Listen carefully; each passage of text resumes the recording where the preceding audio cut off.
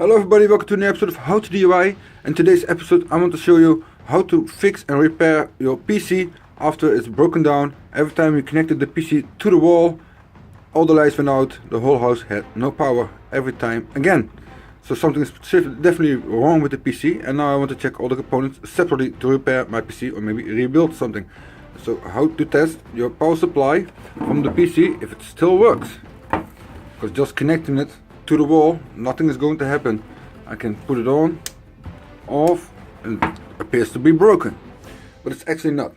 A power supply needs a signal from the PC to make it work, and that signal runs from the green wire to the gray wire to make it work. So we're going to connect and bridge those two wires together with just a simple paper clip.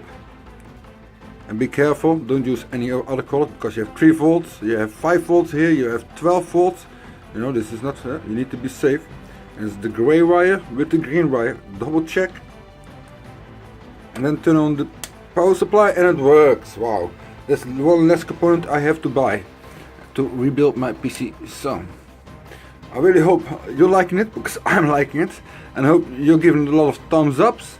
And subscribe for the next episode. We're going to do all the PC building up from scratch. And I want to say, ciao.